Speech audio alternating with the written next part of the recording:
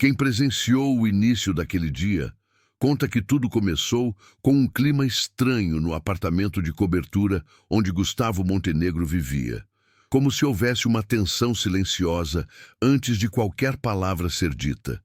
Ele acordou irritado, não exatamente por algum problema real, mas pela sensação constante de tédio que o acompanhava havia meses, talvez anos, e que seus amigos alimentavam com provocações bobas e conversas vazias sobre carros, viagens repetidas e negócios que já não emocionavam ninguém. Quando um deles mencionou, meio rindo, meio desafiando, que até a faxineira quietinha dele poderia se passar por socialite se gente rica resolvesse fingir que ela pertence ao grupo, Gustavo reagiu com aquela mistura de orgulho ferido e vontade infantil de provar alguma coisa. Ele não parou para pensar no absurdo da ideia ou nas consequências humanas por trás dela. Apenas sorriu daquele jeito seguro, o mesmo sorriso que sempre usava quando precisava reafirmar o próprio poder naquele círculo, e disse que ela poderia sim, que até faria isso acontecer naquela noite, na sua festa de aniversário.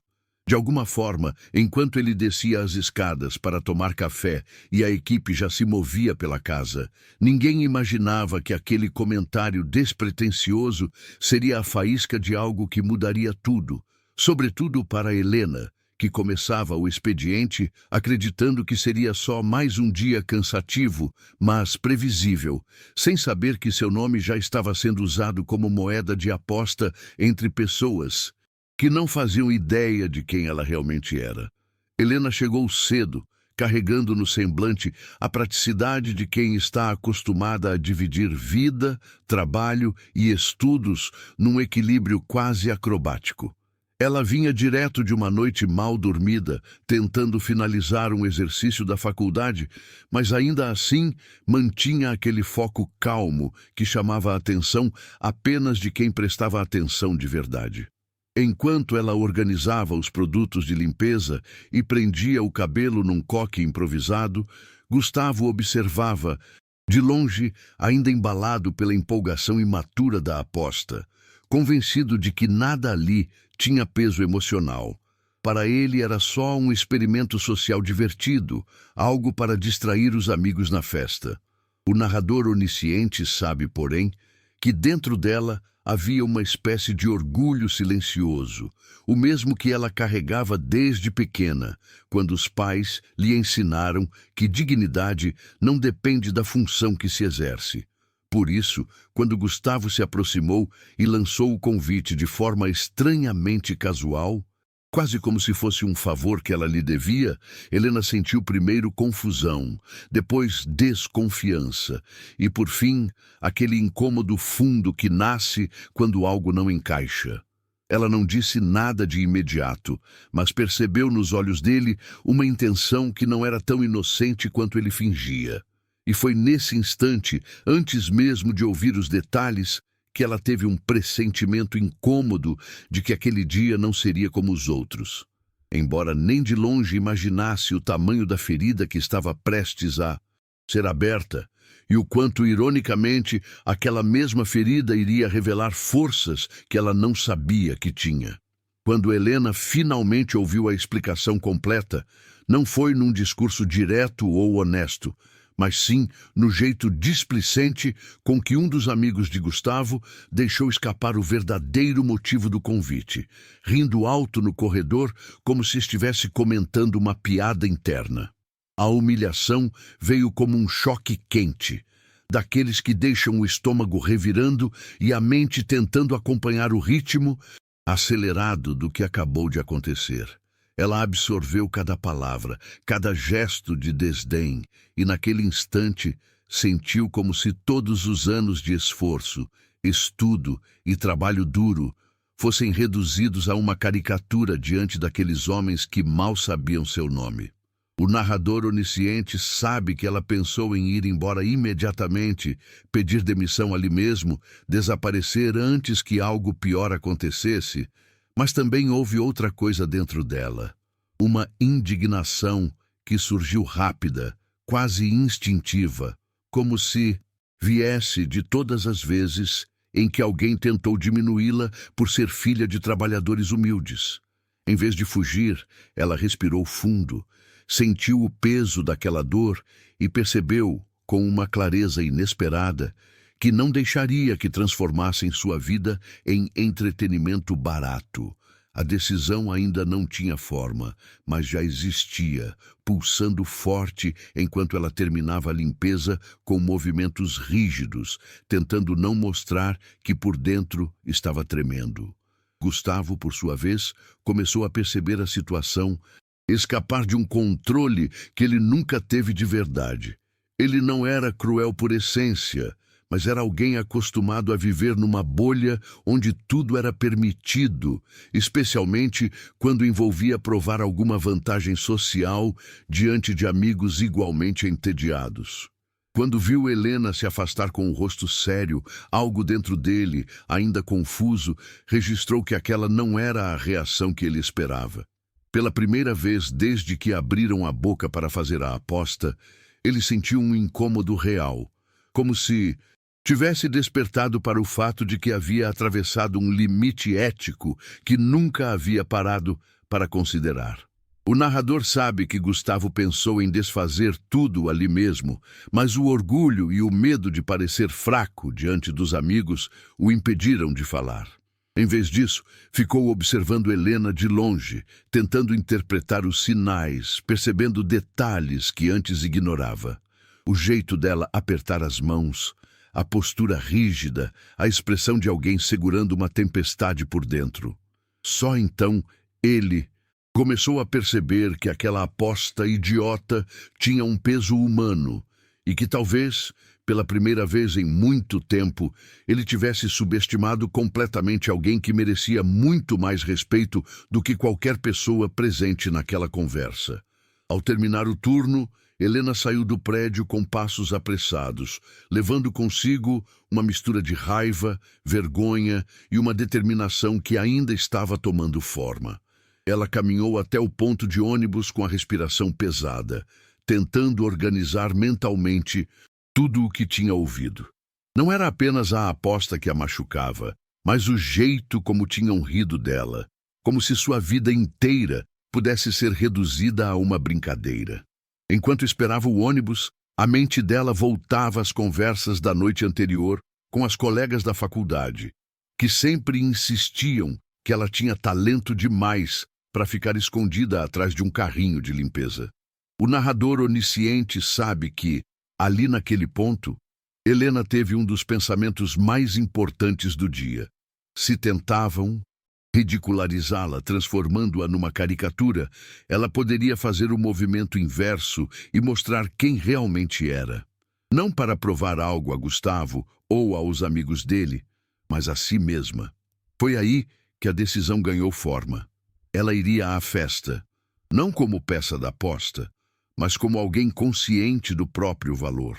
E só de imaginar essa possibilidade, mesmo com o estômago revirado, ela sentiu uma espécie de energia difícil de explicar, como se tivesse finalmente encontrado uma rota de fuga daquela sensação de ser diminuída. Assim que chegou em casa, Helena mandou uma mensagem rápida para duas amigas da faculdade que trabalhavam como assistentes num ateliê conhecido por vestir influenciadoras e modelos locais. Elas já sabiam que Helena sempre tentava esconder os próprios dons, mas também reconheciam o brilho particular que ela tinha ao criar qualquer peça. Quando receberam a mensagem contando o que tinha acontecido, não responderam com pena ou indignação vazia. Reagiram com a mesma confiança que sempre tiveram nela. Com poucas palavras, chamaram-na para o ateliê e garantiram que dariam um jeito de prepará-la. No fundo, elas entendiam que aquilo não era só sobre ir a uma festa, mas sobre recuperar parte da autoestima que tinha sido ferida naquele apartamento luxuoso. O narrador acompanha Helena enquanto ela chega ao ateliê carregando vergonha e expectativa em igual medida, percebendo que as amigas já tinham separado opções de roupas, acessórios e ideias de maquiagem. Nada ali tinha tom de transformação de conto de fadas. Era mais um ajuste fino, um resgate do que ela já era e nunca tinha mostrado. À medida que elas conversavam, riam e ajustavam tecidos ao corpo dela, Helena começou a sentir que aquela dor inicial estava se transformando em impulso. E mesmo sabendo que a noite poderia ser desconfortável, ela já não sentia medo, sentia propósito. Enquanto Helena era preparada pelas amigas, em outra parte da cidade, Gustavo tentava manter a rotina pré-festa, como se nada tivesse acontecido. Mas a verdade é que o episódio da manhã continuava rondando seus pensamentos de maneira incômoda. Ele caminhava pelo apartamento supervisionando a equipe de decoração. Porém, sua mente voltava repetidamente ao olhar que Helena lançou ao descobrir a aposta. Não era raiva pura, tampouco tristeza evidente. Era algo mais profundo, como se ela tivesse sido atravessada por uma desilusão que ele não soube nomear. O narrador onisciente sabe que Gustavo não estava acostumado a lidar com a percepção de ter errado com alguém, porque geralmente ninguém ao redor ousava dizer quando ele passava dos limites. Mas, naquele dia, o silêncio dela foi mais contundente do que qualquer bronca.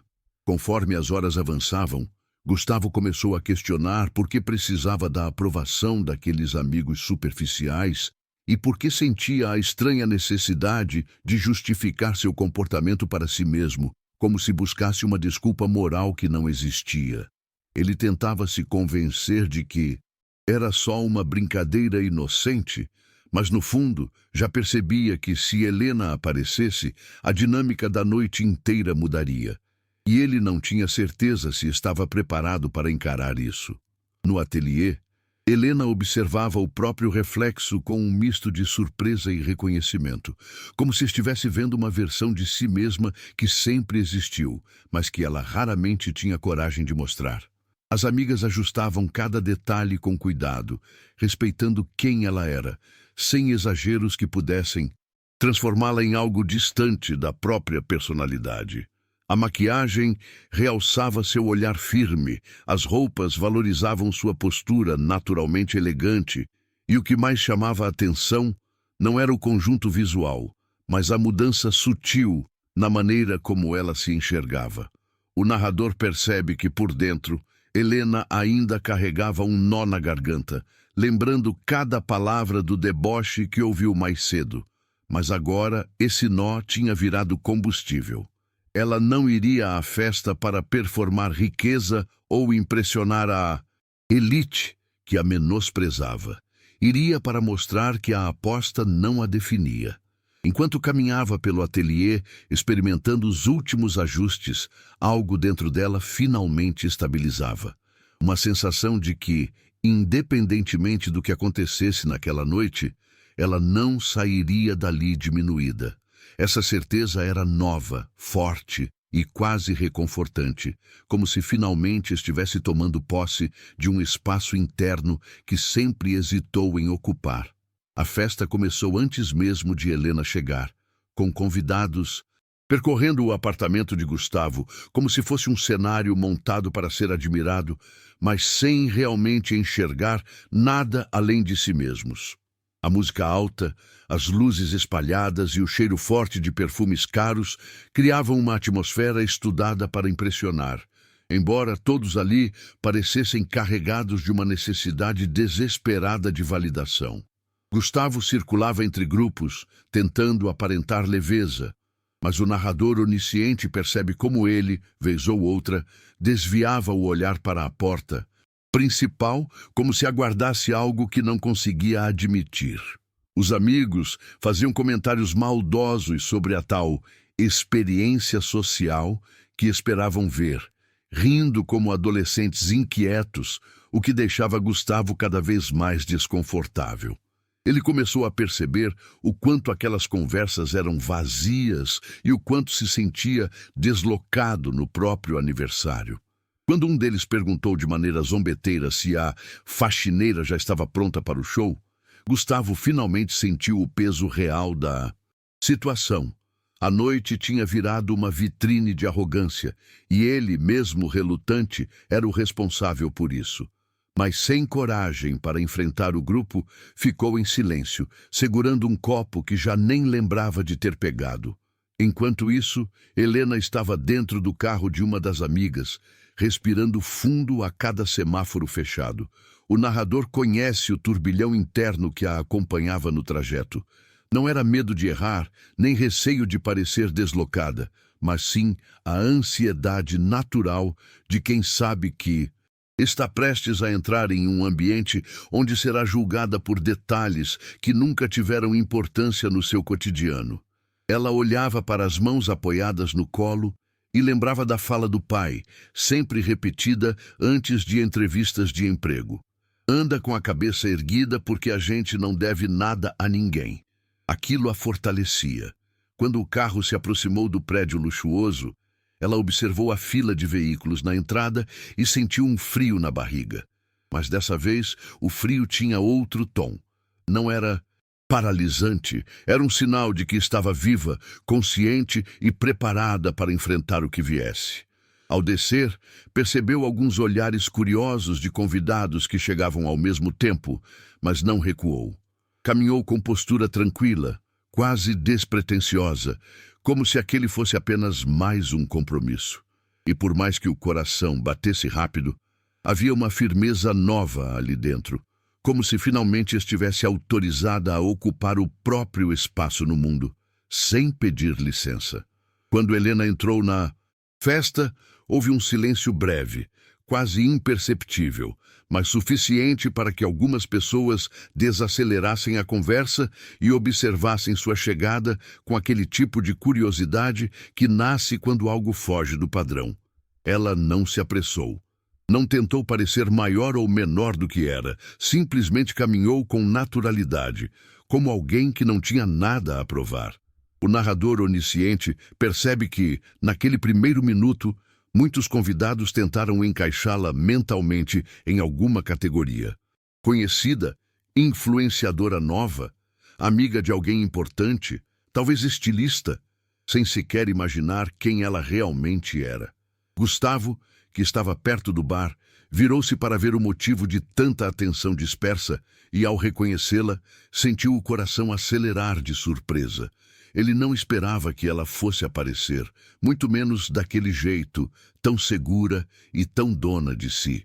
Por alguns segundos, ele esqueceu completamente da aposta, dos amigos e da pressão social.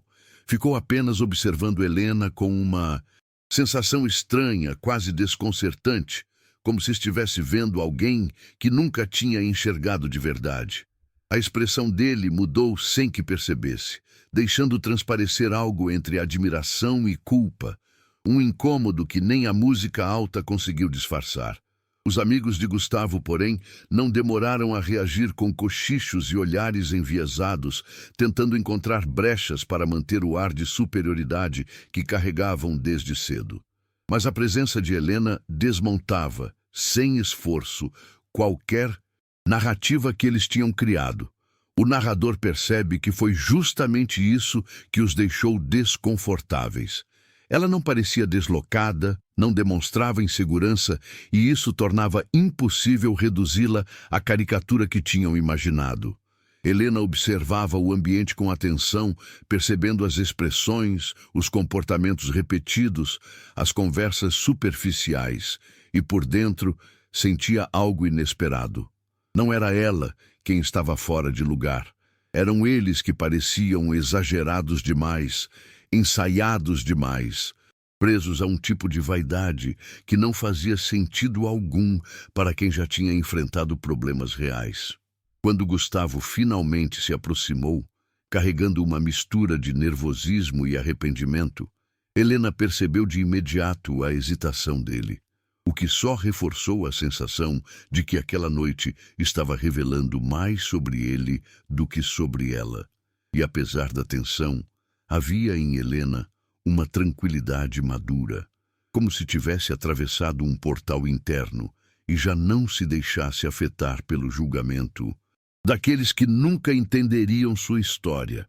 Gustavo tentou puxar conversa, mas o narrador onisciente vê claramente que ele não tinha ideia de como começar.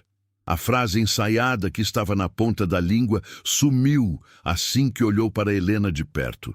Ele percebeu que qualquer tentativa de minimizar a aposta pareceria ainda mais desrespeitosa, e que pedir desculpas ali, no meio da festa, diante de olhares curiosos, exigia um tipo de coragem que ele nunca precisou usar antes. Helena escutou a primeira metade das palavras dele, que saíam atropeladas e pouco convincentes, e entendeu imediatamente que aquilo era só a superfície de um arrependimento que ele ainda não sabia lidar. Ela não queria humilhá-lo nem fazer cena, mas também não pretendia suavizar a dor que tinha sentido horas antes. O narrador percebe que naquele instante havia entre eles uma distância completamente diferente da que existia naquela manhã. Não era social, não era econômica, era moral. Gustavo percebeu isso no jeito firme com que ela o olhava, não com raiva, mas com uma honestidade que o deixava desconfortável, como se estivesse sendo visto por completo pela primeira vez. Os amigos observavam de longe, esperando algum espetáculo, mas não houve nada do tipo. Havia apenas uma conversa tensa, carregada de verdades, que ele tentava digerir e que ela não pretendia suavizar. Parágrafo 14.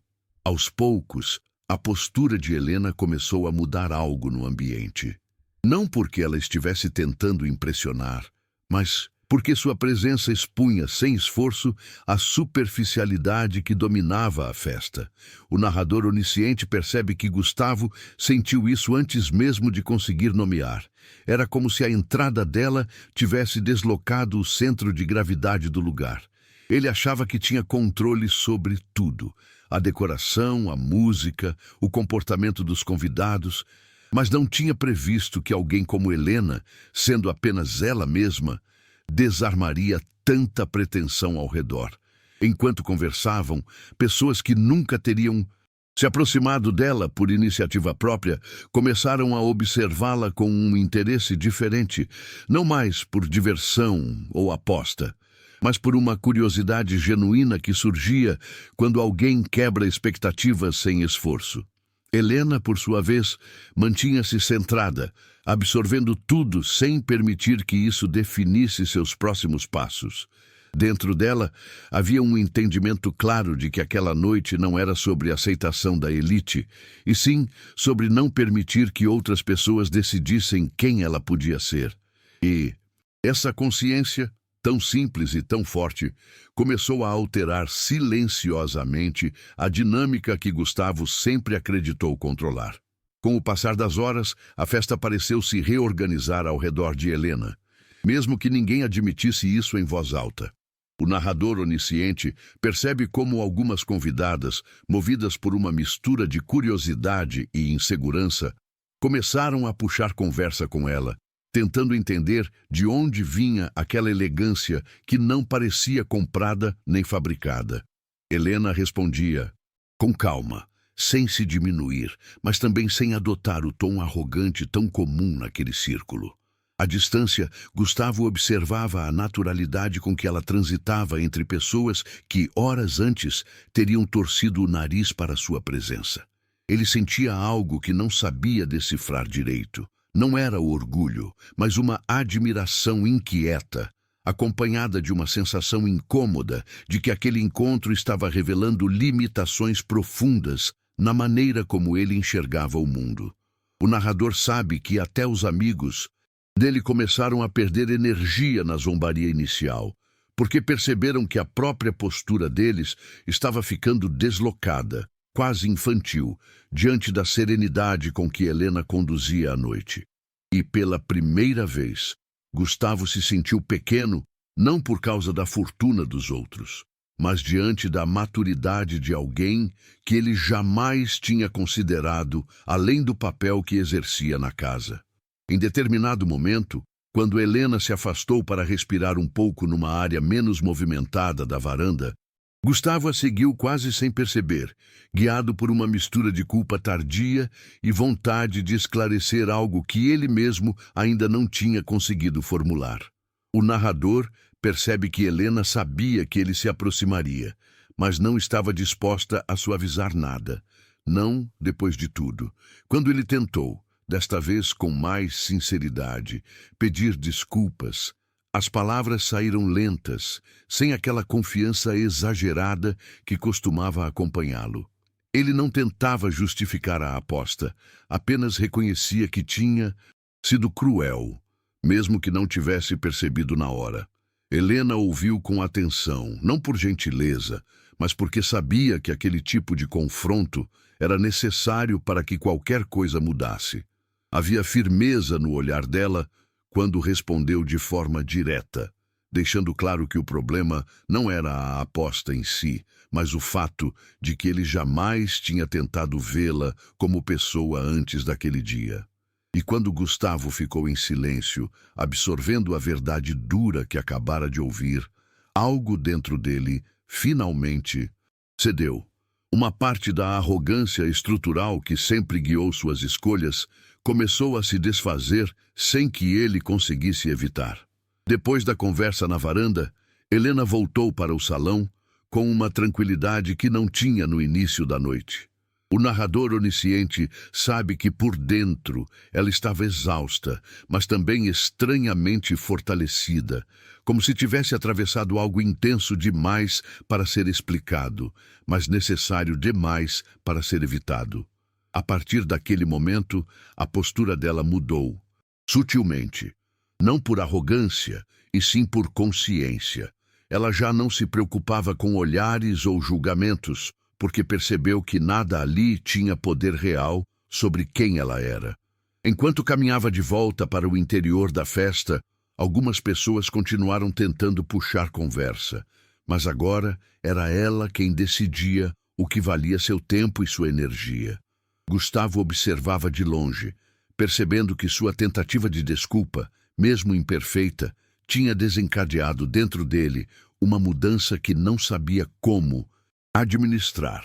Ele estava menos preocupado com a opinião dos amigos e mais atento à sensação de que aquela noite estava virando um ponto de virada silencioso.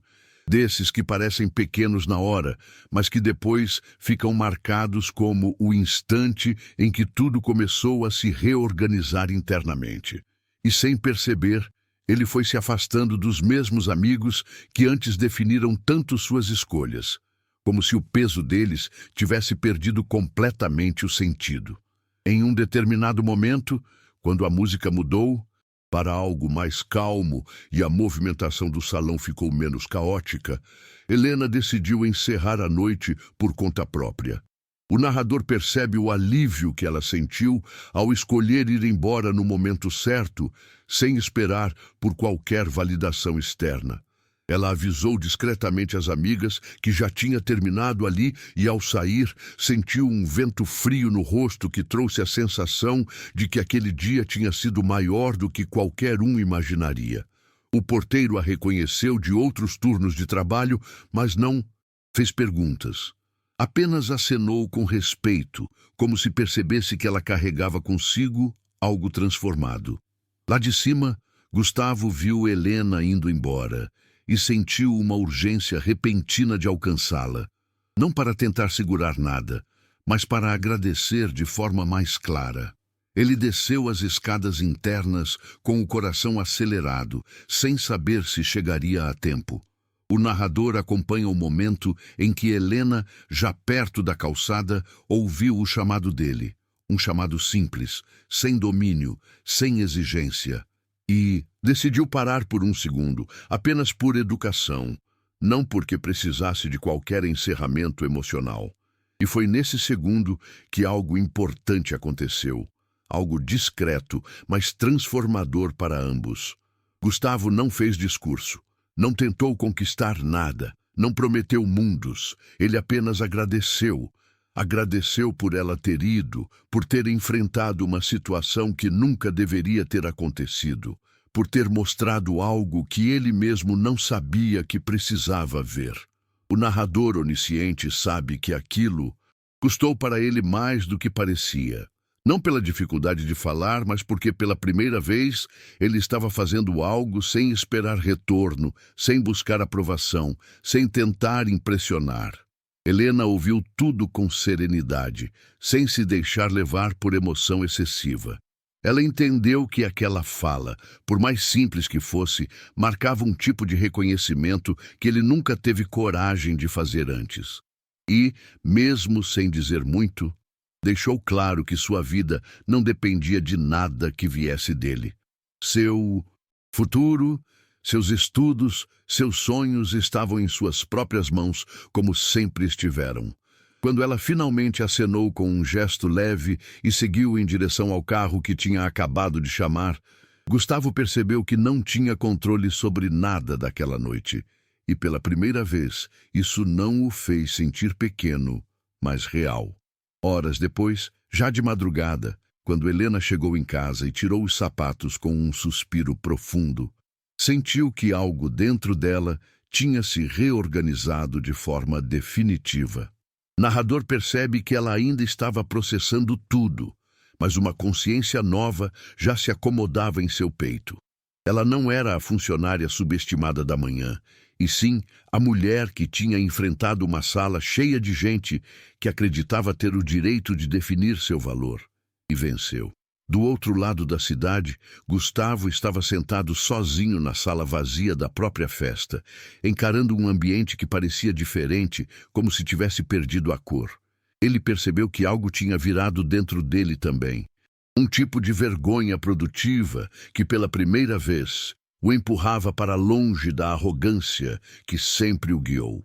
Nenhum dos dois conseguiu explicar exatamente como tudo mudou tão rápido, nem por que aquele dia específico tinha sido tão decisivo. Mas ambos sabiam, de maneiras diferentes, que aquela noite tinha marcado o início de algo novo, não um romance instantâneo, não uma redenção mágica, mas uma mudança de eixo interno, uma porta aberta para futuros mais honestos. E, ainda que jamais conseguissem colocar em palavras, algo neles tinha virado a chave para sempre.